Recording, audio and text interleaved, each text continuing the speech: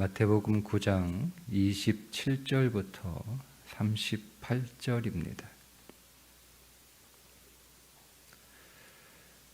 예수께서 거기에서 떠나가실 때 두 맹인이 따라오며 소리질러 이르되 다윗의 자손이여 우리를 불쌍히 여기소서 하더니 예수께서 집에 들어가심에 맹인들이 그에게 나아오거늘 예수께서 이르시되 내가 능히 이 일 할 줄을 믿느냐 대답하되 주여 그러하오이다 하니 이에 예수께서 그들의 눈을 만지시며 이르시되 너희 믿음대로 되라 하시니 그 눈들이 밝아진지라. 예수께서 엄히 경고하시되 삼가 아무에게도 알리지 말라 하셨으나 그들이 나가서 예수의 소문을 온 땅에 퍼뜨리니라. 그들이 나갈 때 귀신 들려 말 못하는 사람을 예수께 데려오니 귀신이 쫓겨나고 말 못하는 사람이 말하거늘 무리가 놀랍게 여겨 이르되 이스라엘 가운데서 이런 일을 본 적이 없다 하되 바리새인들은 이르되 그가 귀신의 왕을 의지하여 귀신을 쫓아낸다 하더라. 예수께서 모든 도시와 마을에 두루 다니사 그들의 회당에서 가르치시며 천국 복음을 전파하시며 모든 병과 모든 약한 것을 고치시니라. 무리를 보시고 불쌍히 여기시니 이는 그들이 목자 없는 양과 같이 고생하며 기진함이라. 이에 제자들에게 이르시되 추수할 것은 많되 일꾼이 적으니 그러므로 추수하는 주인에게 정하여 추수할 일꾼을 보내주소서 하라 하시니라. 아멘. 예수님의 1차 갈릴리 사역의 마지막 사역에 관한 기록인데요. 맹인을 고쳐주시는 사역입니다. 성경에서 맹인이라고 하는 단어는 항상 두 가지 의미로 쓰입니다. 첫째는 육체적인 안 못 보는 것. 그럴 때 이 맹인이라고 하는 단어를 쓰고 또 하나는 눈은 밝은데 영이 어두워서 하나님 나라를 보지 못하는 그런 믿음 없음을 말할 때 맹인이라고 하는 단어를 써요. 그런데 오늘 여기에 나오기는 이 맹인 두 사람은 예수님을 향해서 다윗의 자손이여 이렇게 부르는 것을 보면 이 사람은 영적인 맹인이 아니라 단지 안 못 보는 육신적인 맹인이다는 것을 알 수가 있습니다. 다윗의 자손이라고 하는 그 표현은 메시아라고 하는 또 다른 표현입니다. 그러니까 예수님을 향해서 메시아라고 부르고 있다는 것이요. 눈이 멀쩡한 사람들도 심지어 성경에 관하여 정통하다라고 하는 사람들도 예수를 메시아로 알아보지 못하는 그런 상황에서 이 사람은 육신의 어두운 눈을 가지고 있음에도 불구하고 예수 그리스도를 메시아로 다윗의 자손으로 그렇게 볼 수 있는 눈을 가진 사람이었다는 것을 말씀하고 있습니다. 자, 우리는 여기에서 한 가지 중요한 메시지를 하나 보게 되는데 환경이 아무리 어두워도 꿈을 꿀 수 없다는 것은 거짓말이다. 우리는 환경이 어려우면 상황이 어려우면 내 형편이 이런데 내 상황이 이런데 내 능력이 이런데 내 처지가 이런데 내가 무슨 꿈을 꾸겠어? 내게 무슨 소망이 있겠어? 내가 무엇을 바라겠어? 보통 그렇게 얘기합니다. 그 얘기는 오늘 말씀에 의하면 안 못 보는 사람이 어떻게 예수를 믿겠어? 이거하고 똑같은 거예요. 근데 여러분 안 못 보는 사람이 예수를 믿잖아요. 눈이 멀쩡하게 떠 있는 사람들도 그 예수 그리스도를 그 예수 그리스도가 하는 걸 본단 말이에요. 병자를 살리고 죽은 자를 살리고 배고픈 자를 먹이고 뭐 이런 것들을 뻔히 두 눈으로 보면서도 예수를 못 믿잖아요. 오늘 이 뒤에 나오는 바리새인들의 예수님에 대한, 그러니까 그들이 계속 예수님을 부정하잖아요. 계속 그들은 예수님을 잘 봐야 선생 정도로 이렇게 보고 있단 말이에요. 근데 예수님이 계속 이런 어떤 기적적인 치유를 계속 이렇게 하시니까 그들이 뭐라고 얘기합니까? 귀신의 왕이 하는 거다. 이렇게 한단 말이에요. 뻔히 눈을 뜨고 있는 사람들이 예수 그리스도를 메시아로 보지 못하는 상황임에도 불구하고 이 맹인은 본 게 아니라 들었어요. 야, 예수가 중풍병자를 고쳤다고 하더라. 뭐 이런 이야기를 계속 들은 거잖아요. 이걸 듣기만 했는데, 그러니까 사람들이 놀릴 수 있잖아요. 못 보니까. 예, 여러분, 우리가 안 못 보는 사람 이렇게 어릴 때 동네에 뭐 그런 사람이 있다면 눈 가리고 우리가 그런 게임도 하잖아요. 그죠? 수건으로 눈 가리고 탁 때리고 누가 때렸나? 뭐 한번 알아맞혀봐. 뭐 이런 것처럼 놀릴 수 있단 말이에요. 그러면 이 아무것도 보지 못하니까 뭐 그런 게 어딨어? 예? 거짓말하지 마. 나 놀리려고 그러는 거지. 내가 못 본다고 그렇게 사람 놀리면 안 돼. 충분히 그럴 수 있는 거잖아요. 그죠? 근데 이 두 맹인은 듣기만 했는데도 그 예수가 우리가 기다리던 메시아구나 이렇게 믿었단 말이에요. 여러분, 그렇다면 우리의 믿음은 우리의 상황에 근거하지 않습니다. 사람들은 자꾸 믿음을 어떤 상황에 근거합니다. 어떤 환경에 계속 근거해서 거기에서 믿음을 가지려고 합니다. 그러니까 안 보이는 거예요, 앞이. 여러분, 인생이 아무리 어두워도 우리의 믿음은 그 어두운 인생에서 환하게 열리는 밝은 것을 볼 수 있는 것이 믿음이에요.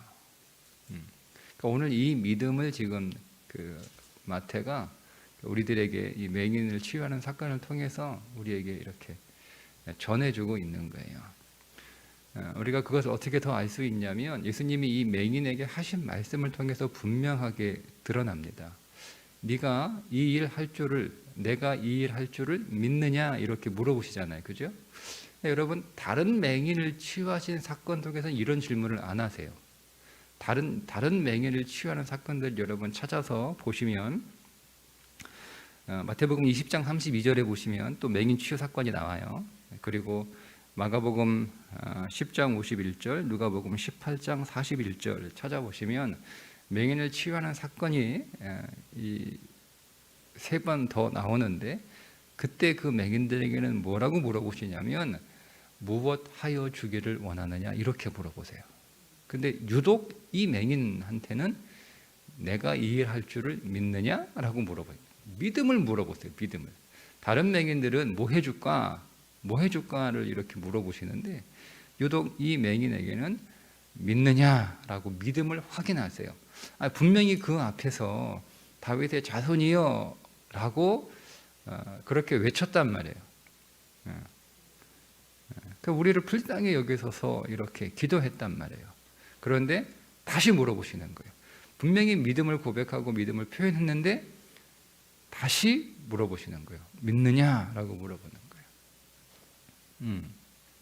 그러니까 지금 예수님이 이 맹인 치유 사건을 통해서 우리들에게 하시고자 하는 메시지는 뭐냐면 우리에게 중요한 건 믿음이라는 거예요. 믿음. 누구에 대한 믿음? 예수에 대한 믿음. 그 예수 그리스도가 그리스도, 메시아라고 하는 믿음.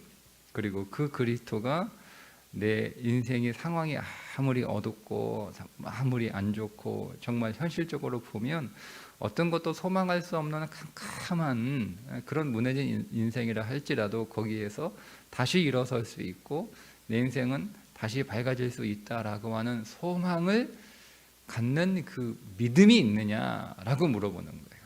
여러분, 그래서 오늘 우리의 인생 안에서 아무런 기적도 일어나지 않는다라고 하는 것은 하나님이 우리 인생 안에서 일하지 않는 것이 아니라 우리가 믿지 않기 때문에 그렇습니다. 그분이 일하지 않아서 우리 인생에 아무런 일도 일어나지 않는 것이 아니라 우리가 믿지 않고 있기 때문에 우리 인생에 아무런 일도 일어나지 않는 것이다 라고 하는 거죠. 그러니까 오늘 우리의 성향 자체가 우리는 늘 보이는 것. 여러분, 그래서 우리가 한번 아무것도 보지 못하는 그런 육신의 눈을 감는 그런 결단이 우리 인생 안에 있어야 되는 거예요. 우리는 계속 보이는 것들로 살려고 합니다. 그러니까 보이는 것들 때문에 보이면 소망을 갖고 즐겁고 안 보이면 절망하고 슬프고 이게 오늘 우리의 삶이에요. 근데 그 가운데에서 우리는 믿음을 갖기가 어렵다. 그러나 성경에 분명히 여러분 이 사람을 기억하십시오. 아무것도 보지 못하지만 그들은 예수를 그리스도로 보고 고백하고 믿고 찾아와 구하는 믿음을 가진 사람이었다는 거죠. 아니, 맹인도 보았는데, 맹인도 믿었는데 내가 못 믿을 이유가 뭐가 있어요? 안 못 보는 자도 그리스도를 믿고 그의 인생에 소망을 가졌는데 훤히 보는 나는 왜 그리스도를 못 믿겠으며 왜 내 인생에 소망을 못 갖겠어요? 우리는 더 가져야 되죠. 더 가져야 돼요. 네, 여러분, 그런 믿음을 위해서 여러분 기도하셔야 되고, 여러분은 이 사람이 오늘 예수를 그리스도로 고백하고 믿음을 갖고 그에게 자신의 눈을 열어달라고 기도했던 것처럼 우리도 믿음이 그런 거예요. 네, 믿고 보고 구하는 거예요. 믿고 보고 구하는 거예요.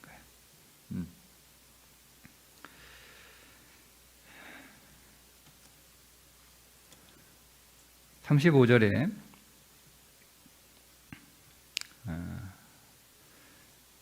예수께서 모든 도시와 마을에 두루 다니사 그들의 회당에서 가르치시며 천국 복음을 전파하시며 모든 병과 모든 약한 것을 고치시니라. 이렇게 말씀이 나와 있습니다. 35절부터는 예수님의 두 번째 갈릴리 사역이 시작되는 말씀입니다.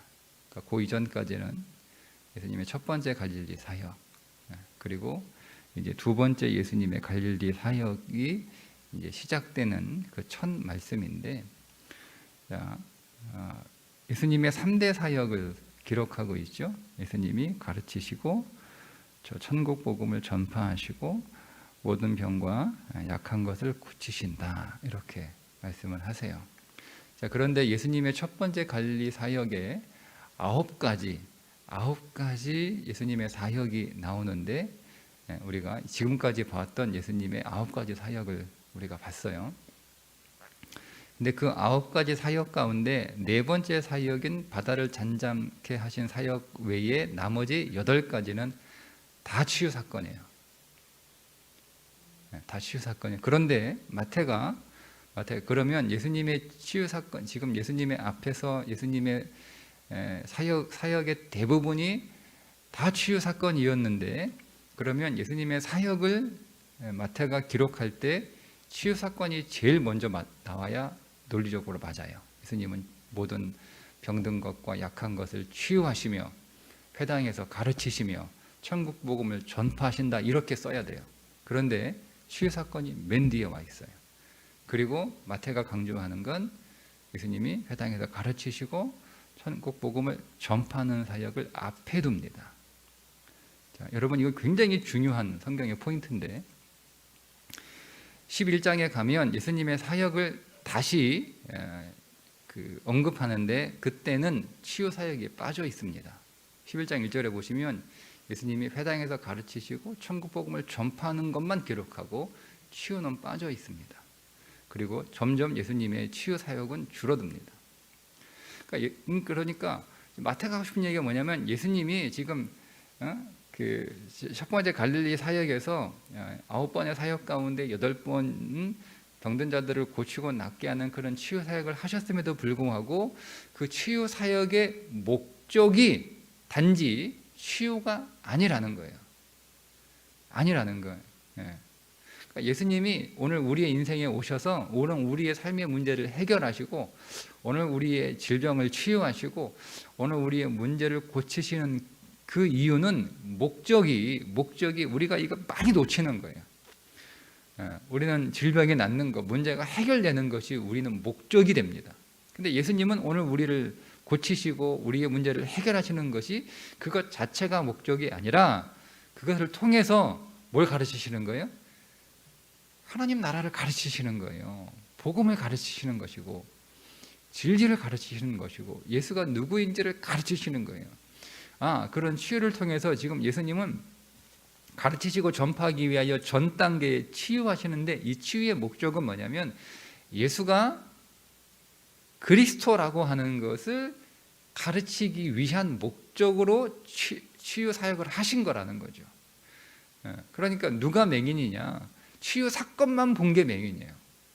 치유 사건을 통해서 저분이 그리스도구나, 우리가 기다리던 메시아구나, 저분이 하나님이구나 라고 하는 것을 아는 자가 보는 거예요. 그러니까 예수님이 계속 그 갈릴리에서 그 많은 치유 사역을 하셨음에도 불구하고 사람들은 못 보던 거예요. 못 보는 거. 그냥 예수님이 치유하는 것만. 많은 사람들이 예수님을 따라갑니다. 많은 물이 예수님을 쫓아가요. 예수님이 배를 타고 바다를 건너가면 배 타고 가니까 우리가 못 가겠다. 어떻게 가냐. 이게 아니에요. 그 사람들도 다시 배를 구해가지고 배를 타고 따라가요. 바다를 잠잠케 하시는 그 사건에 보시면 배가 한 대가 아니에요. 예수님이 타고 있는 그 배 한 대에 있는 사람들이 어떻게 저가 누구이기에 바람과 바다도 잠잠케 하느냐 했던 그 사람들은 제자들이 아니에요. 예수님을 따라온 배 타고 온 사람들이에요. 그러니까 그 정도로 열성이에요. 그 정도로 열성이에요. 여러분 우리가 예수님을 쫓아갈 때 뭐 여러 가지 바다가 있으면 강이 있으면 이거 우리가 어떻게 건너가냐? 못 따라간단 말이에요. 우리 그렇죠, 그렇죠. 그러면 여러분 그걸 배를 구해가지고 막 배에 타와가지고 막 그 예수님 배를 따라갈 정도의 열정이면 얼마나 대단한 열심으로 예수님을 쫓고 있어요. 근데 그들의 목적은 뭐예요? 예수님이 그리스도이기 때문에 따라가는 게 아니에요. 그들의 인생을 해결해 주기 때문에 따라가는 거예요. 그러니까 모든 열심을 내는 교인들이 모두가 다 믿는 사람은 아니다. 예수님을 제대로 믿고 있는 건 아니라는 거죠. 우리에게 예수님을 우리가 구하고 만나기를 원하고 우리가 그분에게 그건 아주 신앙의 초보적인 단계. 문제 해결을 위한 믿음은 아주 신앙의 아주 초보적인 단계. 그건 예수님이 우리에게 역사하시는 목적이 아니라는 거예요. 정말 그리스도가 우리 인생 안에서 문제를 해결하시는 목적은 문제 해결 자체가 아니라 그 문제 해결을 통해 주님이 그리스도구나. 그분이 구원자이시고 그분이 하나님이시고 그분이 오늘 우리를 구원하시기 위하여 오신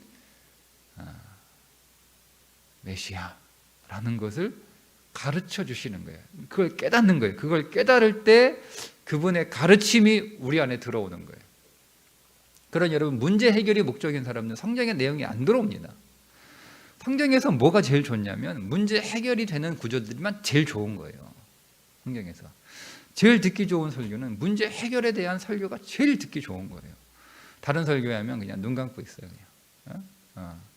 관심 없는 거죠. 왜? 내가 원하는 그리스도는 내 문제를 해결하는 그리스도이기 때문에 그래요. 근데 여러분 마태가 이 부분을 정확하게 밝혀요. 그리스도는 메시아 예수는 문제 해결을 위해 이 땅에 오신 어떤 뛰어난 능력을 가진 존재가 아니라 바로 하나님이라는 거예요.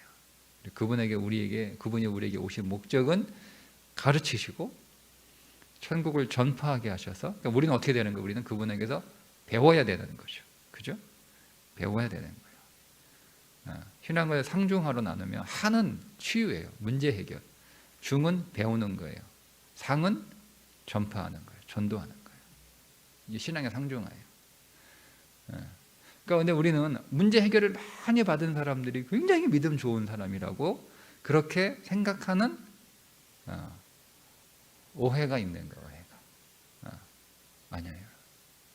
아니에요. 그렇게 따면 성경은 거꾸로 쓰여 있어요. 맞아요. 거꾸로. 그러면 갈수록, 여러분 사도행전도 잘 읽어보세요. 갈수록 치유가 사라져요. 사도행전 정확하게. 예.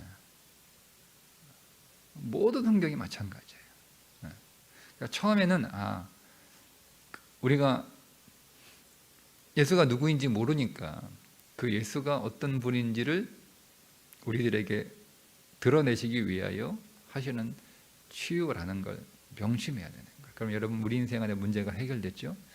그 문제가 해결되는 것으로 끝나는 게 아니라 그걸 통해서 우리는 배워야 되는 거예요. 배워야. 내 문제를 해결하신 이가 누구인가를 배워야 되는 거예요.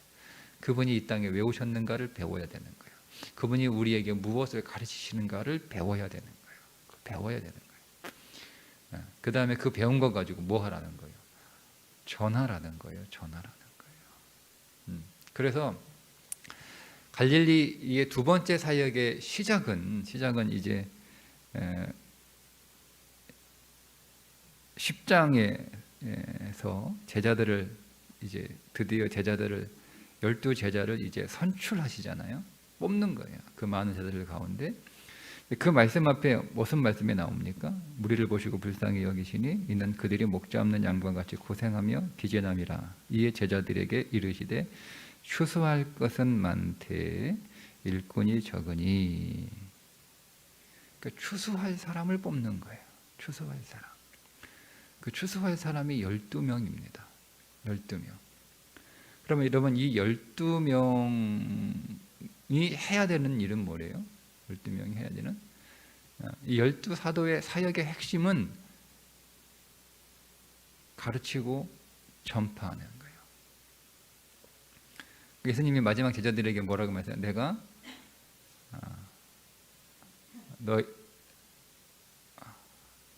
제자들에게 마지막 대사명, 가르쳐 지키게 하라. 그죠?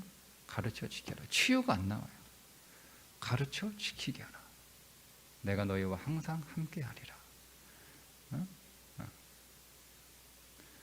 그러니까 이 제자들의 사역은, 물론 이 제자들의 사역 가운데서도 치유의 사건이 나타나요. 근데 그게 목적이 아니라는 거예요. 그러니까 우리는 너무 그런 거에 이렇게 집중하고요. 너무 그런 거에 막 그게 전부인 것처럼. 그러니까 여러분, 우리가 그리스도를 제대로 양식으로 먹지 못하고 그분을 제대로 생명으로 누리지 못하는 이유가 거기에 있는 거예요. 그러니까 오늘 우리의 신앙은, 제자들은 그래서 주님의 가르치는 사역이 부각되니까 그래서 제자를 뽑으시는 거예요. 그러니까 제자들을 부르셨어요. 그죠? 그리고 많은 제자들이 예수님을 따라와요. 그 가운데 12명도 있었던 거예요. 그들은 아직 예수님에게 의해서 발탁된, 선출된 사도들은 아니에요. 근데 드디어 10장에서 이제 예수님이 제자들 12명을 뽑습니다. 예수님이 밤새 기도하시면서 뽑아요. 그리고 이제 그들을 이제 가르치시는 거예요. 그들에게 예수님이 병 고치는 방법, 축사하는 방법 이런 거 안 가르쳐 줘요. 예수님이 그런 거 가르쳐 주겠습니까? 아니에요. 그들에게 하나님 나라에 관하여 가르쳐 주는 거예요. 하나님 나라. 그리고 그것을 전파하라는 거예요. 그게 추수하는 자들이에요. 근데 여러분 보세요. 예수님이 추수할 것은 많되 일꾼이 적다라고 해서 뽑은 게 12명이에요. 저 같으면 120명, 1000명 뽑으면 뽑았겠어요. 12명, 딱 12명 뽑아요.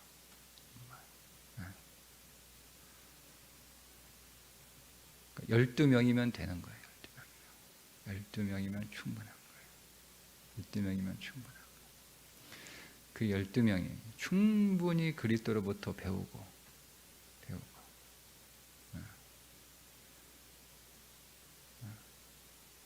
여기서 추수할 일꾼들을 보내주소서 할 때 이 보내주소라고 하는 이 단어가 어떤 단어냐면 하나님이 발로 빵 차버리는 거예요. 가라고.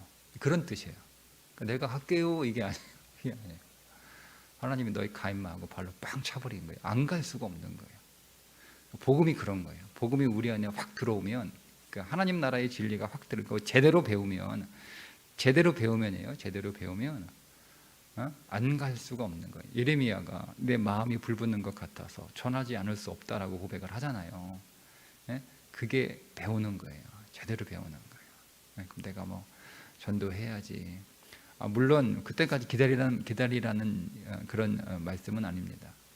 그러나 본질적으로 우리 안에서 하나님 나라를 전파하는 것은 그 먼저 하나님 나라에 배우는 과정이 필요한 거고, 우리가 진실로 하나님 나라에 관해 제대로 배웠다면, 제대로 안다면 우리 마음에 그 불이 붙어서 우리가 안 나갈 수 없어서, 내가 나가는 게 아니에요. 내 안에 계신 성령이 나를 그냥 발로 빵 쳐버리는 거예요. 복음을 안 전할 수 없어요. 여러분, 그래서 복인 거예요. 전도가 그래서 복인 거예요. 우리가 의무와 숙주로 우리 영업사원처럼 물건을 파는 일이 전도라면, 그것은 여러분 우리가 그냥 마지못해 하는 것일 수 있잖아요. 뭐 영업사원이 뭐 그 회사 물건이 너무 좋아가지고, 물론 그런 사람도 뭐 없지 않아 있겠지만, 그 물건이 너무 좋아가지고 이거 내가 안 팔면 이거 내가 죄 짓는 거다. 이렇게 좋은 걸 사람들에게 내가 알려주지 않으면, 소개하지 않으면 그건 내가 죄 짓는 거다. 그런 사원이 뭐 몇 명이나 되겠어요. 다들 그냥 자기 먹게 살려고 물건 파는 거지. 거짓말도 보태가지고 파는 거 아닙니까? 그게 세상 영업 아니에요? 복음 전도는 영업이 아니라니까요. 정말로 이거 내가 사람들에게 이 복음을 말하지 않으면 내가 죄 짓는 거예요. 이 좋은 걸 얘기하지 않으면 내가 죄 짓는 거예요. 여러분, 사람들이 지금 다 죽어가요. 사람들이 다 전염병에 걸려가지고 지금 다 죽어가요. 약이 없어요. 방법이 없어요. 고칠 수 있는 사람도 없어요. 근데 내가 그 전염병을 고칠 수 있는 약이 뭔지를 알아요. 내가. 근데 여러분, 사람들이 다 죽어가는 거 뻔히 보는데 그 약을 내가 손에 쥐고 있어요. 근데 여러분, 그거를 사람들에게 안 나눠줄 사람이 있겠습니까? 내가 먹고 일단 먹고 내가 나았어요. 그죠? 그러면 그걸 당연히 소개하지 않아요. 이거 먹어야 돼. 이거 먹어야 살아. 이거 먹어야 돼. 다 사람들이 안 먹는다고 막, 내가 다 먹어봤는데 이제 그만 먹고 싶다. 이제 지겹다. 그래. 그러면 여러분, 그래 알았어. 지겹다는데 할 수 없지 뭐 하고, 내가 미안하다. 너 힘들게 해서. 그렇게 하는 사람이 누가 있어요? 정말 사랑한다면, 정말 사랑한다면. 우리가 여러분 애들 다 키워보셨잖아요. 어릴 때 애들 뭐 감기 걸려가지고, 지금이야 뭐 약이 좋아져가지고 감기약도 달달하니 먹을만 하잖아요. 근데 제 애들 키울 때는 그런 약 없었어요. 먹으면 애들은 막 안 먹으려고 막 이렇게 막 발버둥 치잖아요. 그냥 막 손 잡고 코 잡고 입 벌리고 그냥 확 집어넣잖아요. 그냥 그 모토하게 입 확 닫아버리고 그렇게 먹였잖아요. 안 먹으면 안 나오니까. 그건 뭐 우리가 애들 사정 봤습니까? 정중하게 예의 있게 약 먹였습니까? 설득하고 설명해서 먹였습니까? 그런 게 어디 있어요. 붙잡아 놓고 그냥 딱 무릎에 앉혀놓고 누워놓고 탁 팔 잡고 그냥 이 코 막고 입 딱 하고 딱 잡고 입 벌려가지고 확 집어넣잖아요. 그죠? 사랑하기 때문에 그래요. 사랑하기 때문에 반드시 먹이는 거예요. 그게 전도자의 마음이에요. 그러면 첫 번째 우리는 복음을 만나야 되는 거예요. 복음을. 문제 해결의 그리스도가 아니에요. 우리의 문제 해결을 통해서 그분이 내게 가르치는 것이 생명이고 진리이고, 그 말씀이 내 인생의 모든 문제를 해결한다라고 하는 확신이 있어야 되는 거예요. 여러분, 그런 체험과 그런 믿음이 여러분 안에 더 일어나기를 축복합니다. 그런 일이 일어나야 되는 거예요. 그때 오늘 우리 안에 생명이 우리 안에서 막 불타가지고 그 생명의 불로 전하지 아니할 수 없는 그런 사명의 삶을 살아가는 거죠. 그러니 그다음부터 오늘 우리의 모든 삶은 이제 그리스도를 전하는 삶이에요. 단순히 입으로 예수 믿으세요 이게 아니라 모든 복음의 통로가 되는 거예요. 내가 삶이, 내가 일하는 데서도, 내가 집에서도, 사람을 만나는 것도 내 삶 자체가 그리스도를 증거하는 증인의 삶이 되는 거죠. 여러분, 그러면 그 삶이 얼마나 아름답게 되세요. 얼마나 생각해 보세요. 그리스도를 그의 삶을 통해서 보여주기 위한 삶을 살아가니 여러분, 그 사람은 얼마나 아름답고 그 삶은 얼마나 정결하고 그 삶은 얼마나 여러분 찬란하고 얼마나 여러분 영롱할까 그 인생은. 그게 잘 사는 거예요. 그게 잘 사는 거예요. 그게 성공하는 인생이에요. 그 삶이 주 앞에서 상 받고 칭찬받는 인생이에요. 네. 그러니 여러분 복음은 오늘 우리 인생을 진실로 새롭게 하고 아름답게 하고 위대하게 만드는 것인 줄 믿습니다. 오늘도 그 복음이 이 안에 여러분의 안에 더 충만해져서 우리도 복음 전하는 자로 증인으로 살아갈 수 있기를 축복합니다. 기도하겠습니다. 하나님 아버지, 오늘 우리가 문제 해결의 그리스도로 끝나지 않게 하시고 내 삶의 모든 문제를 해결하시는 그리스도로 인하여 당신에게서 생명의 진리를 더 배우고 더 받고 더 깨닫고, 그래서 우리가 복음으로 꽉 찬 생명의 진리로 충만한 자가 되게 하여 주옵소서. 그리하여 오늘 우리 안에 있는 이 생명이 타오르는 불과 같아서 세상에 토해내지 않으면 견딜 수 없을 만큼 그렇게 복음의 생명으로 충만한 자들이 되어 복음의 증인으로 오늘 우리의 삶을 살게 하셔서 오늘 우리의 삶의 진실로 아름답고 위대한 삶이 되게 해 주옵소서. 예수님의 이름으로 기도드리옵나이다. 아멘.